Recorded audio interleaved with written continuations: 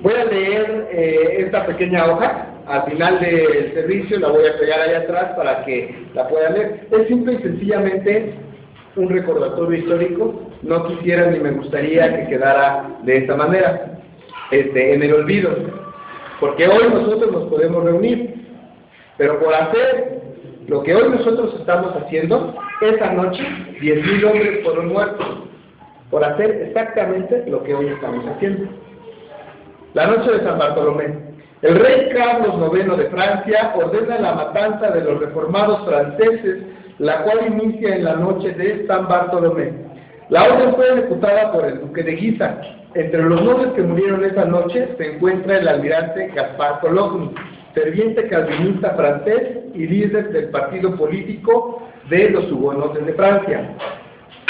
Los papistas romanistas temían que los calvinistas, como partido político, llegaran al Parlamento francés e hicieron presión para que el rey autorizara la aniquilación de aquellos protestantes. Se estima que el número de muertos en toda Francia fue de aproximadamente 10,000 personas, incluyendo mujeres y niños, en esa noche. El Papa Gregorio XIII celebró con un solemne Te Deum. ¿Qué es un Te Deum? En latín significa a ti Dios, y es uno de los primeros himnos cristianos y que en la actualidad se usa como himnos de acción de gracias. Es decir, el Papa Gregorio XIII celebró y mandó a acuñar monedas conmemorativas. El rey Felipe II de España demostró su gran satisfacción. Hecho, celebraron la muerte de los hugonotes. ¿Quiénes eran los hugonotes? Si lo vamos, seríamos nosotros, cristianos reformados, que murieron por hacer lo que hoy estamos haciendo. ¿Qué soy qué? ¿Calvinista? ¿Cómo me dijiste? Ese es el título del tema del día de hoy. No estoy así como que a ver, dime que cuál. No, así se llama el tema del día de hoy. ¿Qué soy qué? ¿Calvinista? ¿Reformado? ¿Hugonote? ¿Qué es eso? Pregunta. Así que literalmente, ¿qué es eso? Vamos, hermanos, a abrir la palabra de nuestro Dios en el libro de Santiago.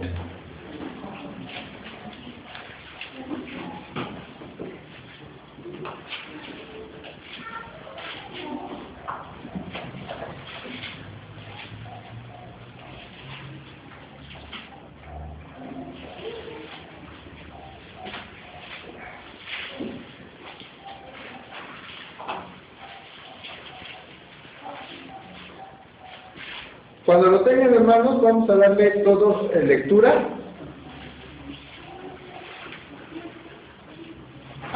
en el capítulo 4, versículos del 1 al 10. Vamos a leerlo todos de manera alternada. Es decir, yo voy a leer el versículo número 1, ustedes el número 2, yo el número 3, y todos juntos leemos el versículo número 10. Dice así la palabra de nuestro Dios. Santiago 4, versículos del 1 al 10. ¿De dónde vienen las guerras y los pleitos entre vosotros? ¿No es de vuestras pasiones, las cuales combaten en vuestros miembros?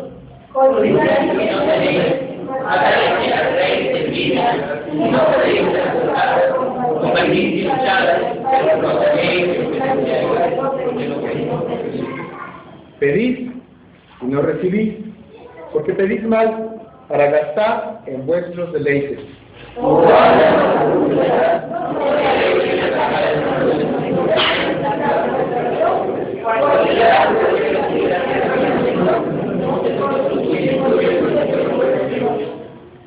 ¿O pensáis que la Escritura dice en vano, el Espíritu que Él ha hecho morar en nosotros nos anhela celosamente?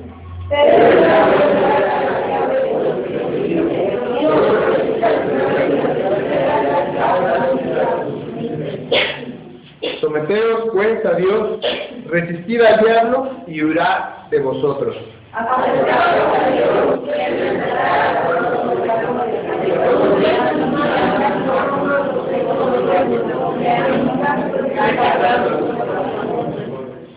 Afligíos y lamentad y llorad. Vuestra risa se convierte en lloro y vuestro gozo en tristeza. Humillad delante del Señor y Él os exaltará. Amén. Inclinemos nuestro rostro. Padre que estás en el cielo, gracias te damos esta tarde porque nos permites acercarnos a ti. Señor, podemos leer tranquilos y en paz esta palabra, Señor, que es tu palabra, que es tu ley. Te pedimos que nos ayudes a poder entenderla. Señor, ser oidores, Padre, escuchar esta palabra que tú tienes para nosotros. Señor, no solamente escucharla, sino poderla llevar en práctica, Señor, en nuestra vida. Te pedimos que tú tengas misericordia de nosotros y nos ayudes a poder entenderla. En el nombre de tu Hijo Jesucristo. Amén. Pueden tomar su lugar, hermanos. Si tienen a la mano su boletín, se van a dar cuenta de que tiene algunas diferencias con respecto al orden de culto que llevamos normalmente. ¿Y esto por qué? Porque tenemos, el tema del día de hoy es que soy, ¿qué? ¿Calvinista? ¿Cómo me dicen que soy? Tenemos también como marco el recordatorio de la noche de San Bartolomé, la muerte de los hugonotes. Hemos oído hablar de ciertos nombres: Calvino, Zwinglio, Lutero, la Reforma Protestante, etc. En las escuelas nos enseñan de la Reforma Protestante. En las escuelas nos enseñan que Calvino era un gay. Esa es la realidad. Desde la secundaria yo he escuchado, es que Calvino era un joto. Eso me lo dijo mi maestro de historia en la secundaria y me lo repitió mi maestro de historia en la vocacional. Es real, a mí me lo dijeron así. Yo he escuchado en varias ocasiones a mi papá decir que a él también se lo mencionaron en la universidad. Pero todo eso son oídos, literalmente, dimes y diretes. Cuando yo le pregunto, por ejemplo, a Pablo, a Eli, a Noemí, ¿qué son? ¿Qué religión profesa? ¿Cuál sería nuestra respuesta? ¿No escuché? Que estoy muy sordo. Presbiterianos reformados dicen por aquí, por allá, ¿quién da más? ¿Qué somos? O simplemente hacemos lo que los cobardes. No, yo nada más soy cristiano y se acabó. Recalco, lo que hacen los cobardes. Yo nada más soy cristiano y se acabó. Es que es una exposición muy cómoda.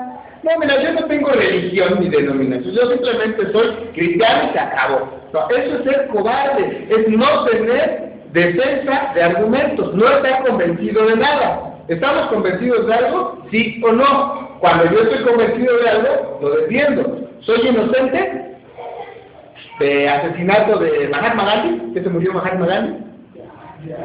¿Yo lo maté? Soy inocente. Y lo puedo defender. ¿Por qué? Porque ese día yo estaba desayunando cereal en mi casa y lo puedo demostrar. Estaba yo preparándome para ir a trabajar, a la escuela, no sé. Pero lo defiendo porque estoy convencido de ese hecho. Si lo dudo, ¿lo defiendo? Normalmente no. Recalco, normalmente. Entonces, la pregunta, ¿qué soy? ¿Presbiteriano? ¿Calvinista? ¿Reformado? Ahora, la pregunta del millón. ¿Por qué? O si alguna vez nos atrevemos a decir y nos preguntan, ¿tú qué eres? Contesta Planita, pues yo soy cristiano. Está bueno. ¿Y tú? Yo soy calvinista, presbiteriano, reformado.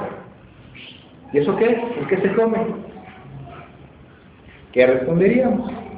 ¿Qué significa ser calvinista? ¿Adoramos a Calvino? ¿Qué significa ser reformado? ¿Perdón? Proclamar solo a Dios la gloria. La reforma tiene tres características o un grito de batalla, por decirlo de alguna manera, muy característico, que se da en los famosos solos de la reforma. ¿Qué significa un solo?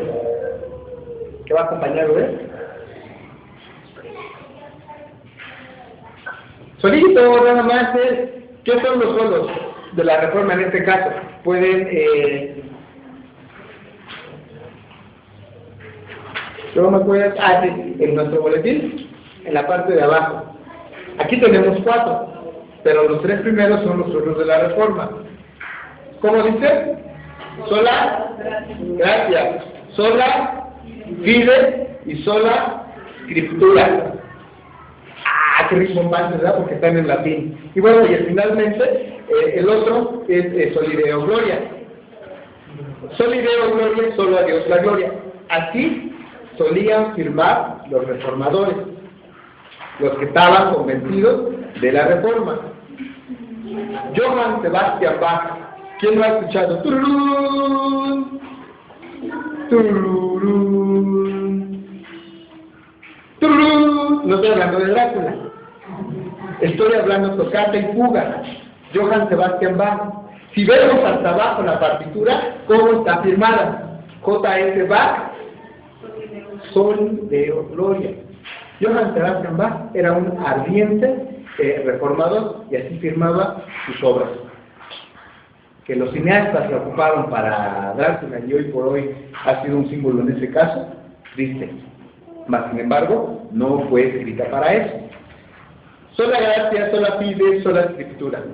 Sola gracia, sola fe, solo la escritura. ¿Lo habían escuchado? ¿Qué significa? Dicen ser reformados, calvinistas, protestantes. ¿Lo somos? ¿Podemos explicar qué significa esto? Porque de eso se trata, finalmente. Ahora, estoy lanzando algunos detalles. Este orden de culto que tenemos hoy ha sido ligeramente diferente. Un culto, como lo comentaba en su momento Juan Calvino, en su momento Lutero, un culto es un diálogo entre Dios y el hombre. El hombre no se puede acercar a Dios por iniciativa propia. ¿Por qué? Porque el hombre es pecador. Yo no puedo ir a la iglesia cuando a mí me nazca, porque a mí nunca me van a hacer ir a la iglesia. Es mentira eso. Pues voy a ir cuando a mí me nazca, no. Vamos, lo que está sucediendo ahí es que estamos en franca rebeldía. Y esa es la naturaleza del ser humano. Yo por mí mismo acercarme a Dios, ni loco, porque soy pecador. No nacemos bonitos angelitos. Se oye muy padre, pero no es cierto. Pecadores desde que hemos sido concebidos. Y se acabó. Redimidos por fe. Sí, que nuestros papás tienen fe en que seremos incluidos en el pueblo de Dios y por eso nos han bautizado. Sí. Y que después nosotros lo profesamos públicamente en la iglesia y decimos, yo creo en Dios. Sí, aunque nazcamos en una casa cristiana, en un hogar cristiano, aunque seamos hijos de pastores, discúlpenme, por eso no garantiza que seamos salvos. El encuentro es personal. Cuando hemos nosotros sido salvados y el Señor mora en nosotros, lo que buscamos es la comunidad, los santos. Cuando los santos se juntan, buscan la alabanza hacia aquel que los ha redimido. Por eso, y reconocemos que no es que seamos nosotros los que nos lo hayamos ganado, sino que es Él el que tuvo misericordia de nosotros. Y es en ese preámbulo que el llamamiento siempre es de Dios hacia el hombre. Por eso empezamos con una lectura de la palabra, porque es Dios el que está llamando al hombre para que le adore, no el hombre que es muy bueno se acerca a Dios. Después tenemos precisamente el ofrecimiento. Señor, te estamos ofreciendo nosotros este servicio de culto hacia ti. Después tenemos una característica muy peculiar que se ha ido perdiendo dentro de las iglesias reformadas, y era la lectura de la ley. Se perdió. Simplemente, en algún punto de la historia, las iglesias reformadas dejaron de leer la ley. Aquí lo juntamos en un mismo punto que era en confesión de pecados. Pudimos haber puesto algún punto aparte que fuera lectura de la ley y después la confesión del pecado. Deuteronomio 5 era la lectura de la ley y la respuesta del pueblo en Mateo 18:13, la última frase. Esa era la idea. De esta forma es como se hacía en aquellos entonces. La preparación hacia la palabra, la respuesta del pueblo por la palabra y la clausura del servicio. Esa es la idea como se tenía o como se tiene. Ahora, todo eso viene de dónde, de qué o por qué. ¿Han oído hablar de la palabra cosmovisión? Bueno, la palabra cosmo, ¿han oído hablar?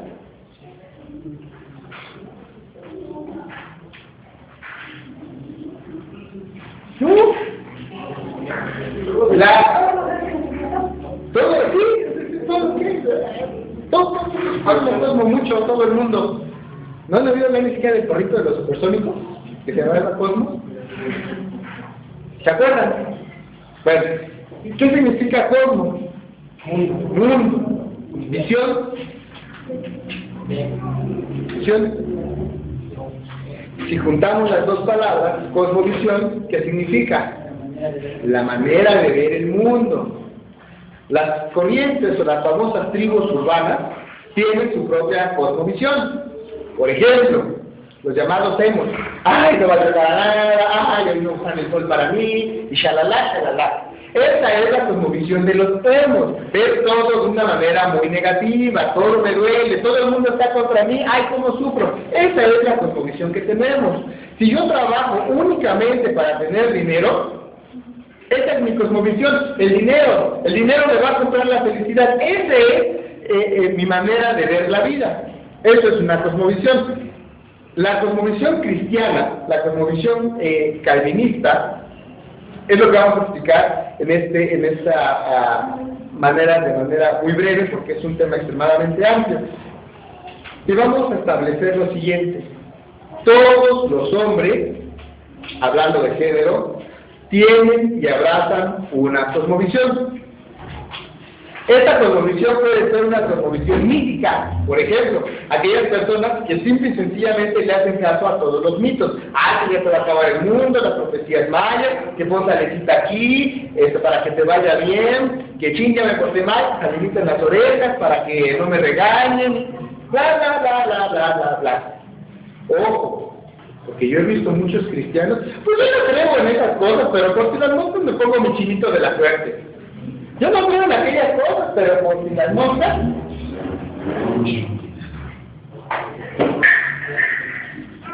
Esta es una cosmovisión mística. Esta es una cosmovisión basada, perdón por la expresión, en puras fábulas. ¿Qué hay de mágico en cruzar los dedos?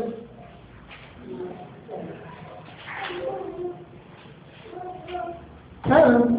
No pasa absolutamente nada. Hay una cosmovisión, por ejemplo, secularista. ¿Cuál es la cosmovisión secularista? Pues yo vivo el mundo de tal manera que, ni Dios ni rey, nada. No, es cierto, como era, ni Dios ni ley. Ni Dios ni ley, no. Los hombres todos son iguales, así lo son. El hombre trabaja para el hombre, por el hombre y demás. Se acabó. Eso es lo que tenemos que hacer. Esa es la cosmovisión secularista. Endiosan al hombre. El hombre es la grandeza, lo que busco, el origen y el fin. Entonces, nacen algunos movimientos como socialismo, como comunismo. Hoy por hoy tenemos también los grandes errores.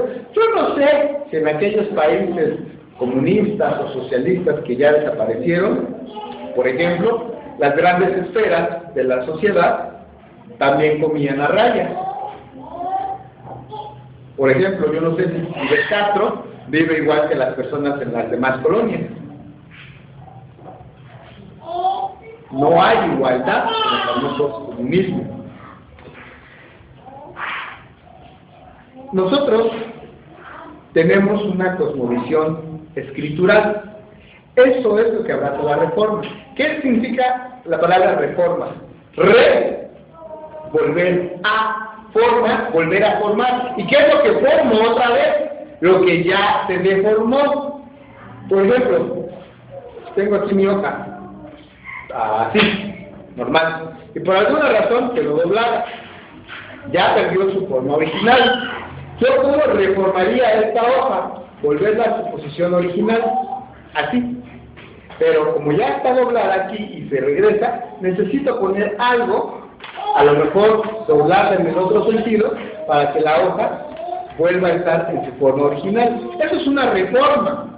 Cuando Benito Juárez promulgó las leyes de reforma, eran las leyes para volver al orden que se había perdido. En este caso, la reforma religiosa, que así es como nos lo enseñan históricamente, pues es que la iglesia tenía algunos problemas y estaba regresando a sus orígenes. La realidad es que el movimiento de reforma era mucho más allá, pero lo podemos resumir en lo siguiente. La iglesia dejó de lado la escritura, dejó de leer la escritura, dejó de cantar, dejó de predicar la palabra de Dios, y entonces, ¿qué hicieron? Pues yo tuve aquella visión y bla, bla, bla. Es que yo pienso, es que yo creo. Empezaron a mitificar y empezaron a hablar de todo menos de la palabra de Dios. De tal manera que había sacerdotes, había papas, había gente en el clero que ya tenían un alto nivel jerárquico dentro de la iglesia y nunca habían leído la palabra. Ese fue el impacto que tuvo en Lutero. ¿Cuál fue el punto primordial de Lutero? Que empezó a leer la escritura, literalmente empezó a leer la Biblia y dijo, esto no me lo enseñaron en el seminario. Juan Carlos, ¿has leído la escritura? Sí. ¿Sí? De pe a pa, completita. Sería lógico que un futuro pastor no conociera Génesis. Habacuc. Ahora vamos a hacer un experimento. Vamos a sacarlo como una Biblia. Hermana Damaris, toma una Biblia. Lo pongo ahí porque están juntitos. Habacuc 1:1. Esgrima.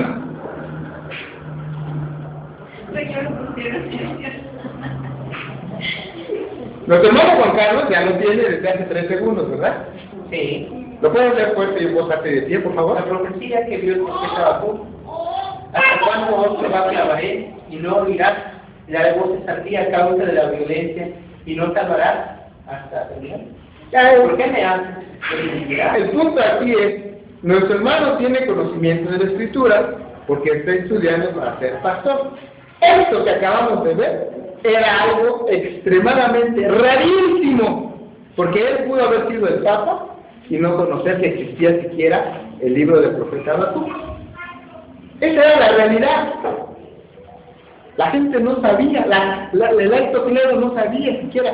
Y entonces, ¿qué hizo la reforma? No, regresa. Y Lutero fue precisamente lo que hacía. Oye, pero es que aquí la escritura dice que uno no se salva porque yo vaya y deposite dinero y le pague al Papa para que me dé un papel donde dice que yo ya soy salvo.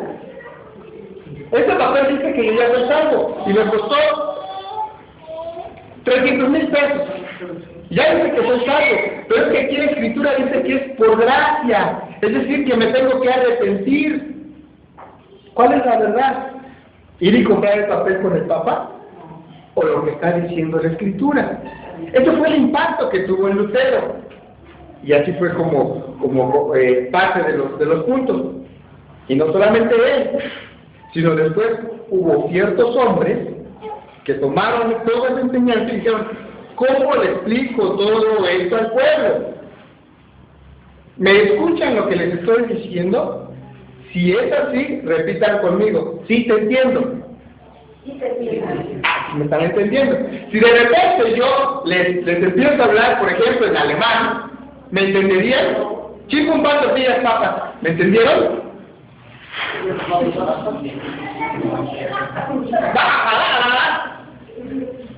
No estoy hablando en lenguas.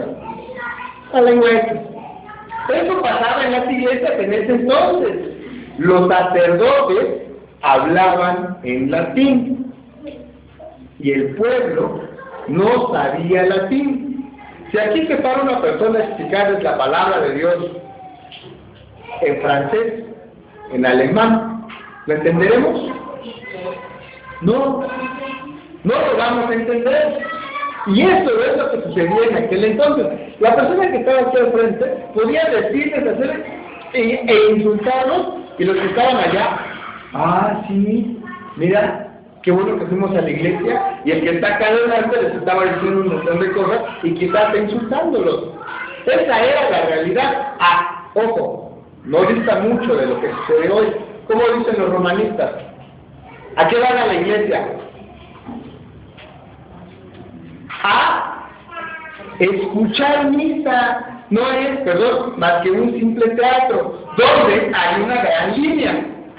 Los que están aquí arriba son los que hacen, dicen y grandes ceremonias y shalala, y de ahí para atrás es un gran espectáculo, porque es solamente un teatro. No hay participación del pueblo. ¿Por qué aquí nosotros leemos la palabra de manera alternada? ¿Por qué nosotros cantamos? ¿Por qué escuchamos a nuestros demás hermanos? Porque es un diálogo, es una adoración comunitaria. Todo el pueblo participa. Los que están al frente dirigen. El que está aquí ministra. Nosotros, que no somos ministros, no podemos impartir un sacramento, porque para eso está el pastor. Pero sí adoramos todos en conjunto. Esa es una característica del calvinismo, de la Reforma, de nuestra cosmovisión. Se basa en la predicación de la palabra. Lo mismo que hizo Lutero, leer la palabra, entenderla y explicarla al pueblo. Todo lo que se enseñe en una iglesia y que no vaya conforme a la palabra, ¿lo debemos de tomar? No. ¿Cuáles son las? Porque son tres. Una de las características de la verdadera iglesia, la La predicación pura pasada de la palabra. La predicación pura de la palabra. ¿A mí qué significa pura? ¿Perdón? Sincera. Si yo tengo una botellita de agua, ¿le escupo? ¿Es agua pura? ¿O tiene un pescadito como decimos por ahí? ¿Y es agua pura? Contaminada. ¿Cómo nos dicen que el agua es pura? Cristalina, transparente, que se ve de lado a lado. ¿Han visto este de chop? Que es un aceite y mire, transparente y bla bla bla. ¿Cómo nos quieren demostrar su pureza? A través de la transparencia. No haya un agente externo, algo que le ha modificado. Eso es la predicación pura de la palabra. Predicación, exposición, explicación pura, nada más de la palabra, no de mitos, no de que yo aquí leí, yo entendí, me parece, pues de aquí deducimos. No, el Señor dice, no hablarás contra tu prójimo falso testimonio.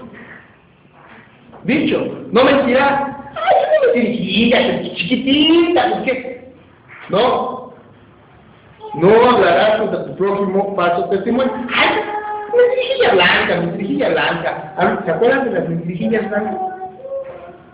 Mentirita chiquita, de niño, de adulto, de lo que sea. Mentir es mentir. Punto, se acabó. Eso es la predicación pura de la palabra. No disfrazarlo a lo que queremos escuchar, sino lo que el Señor quiere que tengamos nosotros. ¿Qué encontramos nosotros aquí? Un montón de cosas. Lo que el Señor quiere que hagamos, lo que el Señor ha hecho por nosotros para que seamos salvos, y más. Por eso tenemos que leer la Escritura. ¿Por qué decimos que somos calvinistas? El punto es el siguiente. Lo que pasa es que Juan Calvino, cuando estuvo toda la cuestión de la Reforma, él empezó a escribir un libro. Bueno, muchos libros. Y entre ellos estaba uno muy famoso, que se llama institución de la religión cristiana. ¿Eso significa que él estaba fundando una nueva religión? No. ¿Cuál es, o por qué decimos en tal caso, calvinista? Porque tomamos, sí cierto, muy en base, los escritos de Calvino, porque es nuestro gran y máximo líder, y si él dice, júntense todos en una casa y llénense con cámaras de gases a las 3 de la tarde, el domingo a 12 de mayo de 2012, no sé si el domingo siquiera lo haremos. Y para empezar, Calvino ya se murió. Yo no sé cómo lo podamos escuchar. Pero, pues, no es eso. ¿De qué se trata? Que Calvino sistematizó, exactamente, esa es la palabra, más que me adelanto, el joven universitario calvinista. El punto es, Calvino tomó la lectura y lo escribió en palabras que el pueblo lo pudiera entender. No para teólogos, para el pueblo. Y aparte lo hizo 1, 2, 3, 4, 5. Para yo llegar al 7 tengo que pasar entre el 1 y el 6. No puedo pasar del 9 al 7 y del 7 al 11. No sé si me explico. Eso es un sistema. Paso 1, paso 2, paso 3, paso 4. Eso fue lo que hizo Calvino. Sistematizó la enseñanza de la religión. Por eso lo tenemos en ese. La distintiva principal del calvinista es que la Sagrada Escritura no es solamente un manual de liturgia. La liturgia es la manera en la que hacemos las cosas. La liturgia no es la magia, es la manera en la que, el orden en el que llevamos las cosas. No es, la escritura no es simplemente un código, un libro de códigos de cómo debemos portarnos. No es el manual de Carreño de buenos modales, no es el manual de cómo debemos entonces comportarnos. A ver, tú me hiciste esto, vamos a buscar aquí, dice que me tienes que resarcir o me tienes que... No. Tampoco es un buen pretexto para sacarle dinero a los demás. A ver si le suena parecido eso. Y oramos, y es que tenemos en la Escritura. Todas estas personas que toman la palabra únicamente como pretexto, ¿para qué? Para enriquecerse, para de sufrir. Y entonces lo toman, después empieza la música, y ya todo el mundo estamos así, y ya nos duele el corazón, y entonces cuando ya estamos todos con los sentimientos a flor de piel, pasa Pablo con el alcoholismo, y entonces ¿qué hacemos? Sí, sacamos, ni nos fijamos, y sacamos la de a peso en lugar de la de 10 centavos. Ya dimos un pesote, dimos 90 centavos más de lo que íbamos a dar. Entonces eso es lo que sucede. No, la Sagrada Escritura para nosotros es el principio rector de la totalidad de la vida. No es un manual, ojo, es un principio rector. ¿Qué significa la palabra principio? ¿Qué es lo que va a suceder y no hay variaciones al respecto? Por ejemplo, ¿qué es el principio de conservación de la energía? Según la física. Que la energía no se crea ni se destruye, solo se transforma. De energía calorífica a energía dinámica. De energía dinámica a energía potencial, energía cinética. Pero sigue siendo siempre energía. Y ahí está. Tenemos nosotros un principio rector para nuestra vida. No hablarás contra tu prójimo para su testimonio. No me está diciendo, pues mira, te robaste esto, no digas, o simplemente quédate callado. No, está diciendo no hablar falso testimonio. Nos está diciendo específicamente cómo debemos de comportarnos en cada una de las situaciones que tengamos. No, pero nos está diciendo que no debemos de difamar, que si yo conozco la verdad, la debo de decir, no la debo de callar. Que si me preguntan, debo de decir la verdad, no mentirijillas. Es una mentirita blanca, no. Eso es el principio. Es un sistema radical, integral y consistentemente escritural. Simple y sencillamente decimos, si alguno habla, hable conforme a la palabra de Dios. Todo lo que nosotros hacemos, lo filtramos con respecto a la palabra. No somos biblicistas. El biblicista toma y dice, pues aquí dice literalmente. No, tomamos el principio que la Escritura nos da para vivir la vida. Esa es la diferencia. El biblicista es que aquí dice que Pilato hizo y yo lo voy a hacer. No, esa es la diferencia. Sabemos que toda la palabra, toda la Escritura es palabra de Dios. Por consiguiente, para concluir, podemos decir que la medida de la fe no es el hombre, no es lo que yo crea, no es lo que creyó Calvino, no es lo que creyó Lutero, es lo que el Señor nos dio. Esa es la medida de nuestra fe. La medida de la fe es la Escritura. Entonces, ¿que soy qué? Calvinista. ¿Qué significa eso? ¿Cómo responderíamos concluyendo? ¿Qué eres qué? Sí, soy cristiano. Ojo, paréntesis y breviario cultural. La palabra cristiano, la palabra protestante han sido motes despectivos hacia nosotros. Cuando se fundó la religión cristiana, es cristianito, seguidores de Jesús, seguidores de Cristo, era despectivo, era burlonamente, como se lo decían. Después, protestantes, ¡ay, sí! Pues de todo protestan, que porque el Papa ya dijo que se puede hacer, ellos dicen que no, que porque la Biblia, que hay que hacer los santos olidos, dice ¿cómo se llama? Cantinflas.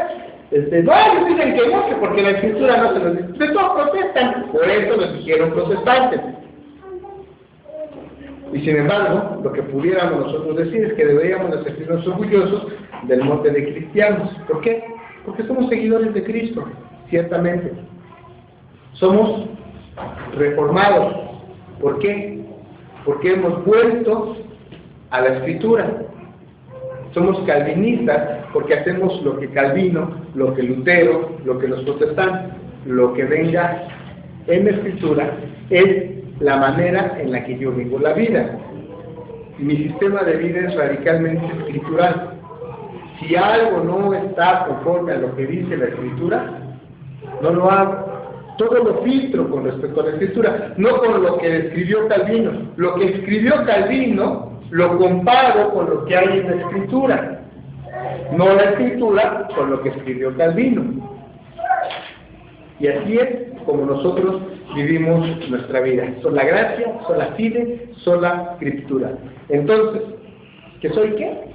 ¿Calvinista? Sí. ¿Por qué? Porque hago lo que hizo Calvino. Vivo una vida reformada según la palabra de Dios. ¿Cuál es mi absoluto y a partir de dónde mido todo? A partir de aquí. No de lo que creo, de lo que pienso o de lo que creo que puede ser. Vamos a ponernos en pie, hermanos. Vamos a concluir esta predicación, esta exposición, pidiéndole al Señor que nuestro sistema de vida sea escritural y que nuestro sistema de vida sea conforme Él nos lo ha pedido y nos lo ha demandado. Padre Santo, gracias te damos esta tarde que tú estás con nosotros. Gracias, Señor, porque tú nos permites haber leído tu palabra. Señor, sabemos que tú eres grande, que tú has tenido misericordia y que has sido tú, Señor, que por tu gracia, porque así te ha placido así, nos has salvado, y no porque nosotros queramos o nos lo merezcamos. Señor, también te damos muchas gracias, Padre Santo, porque tú has puesto grandes hombres, Señor, que han explicado estas cosas, Señor, que lo han hecho, Padre Santo, aún al costo de su propia vida. Señor, gracias te damos porque podemos entender y analizar el día de hoy, Señor, cuál ha sido su manera y la medida de su fe.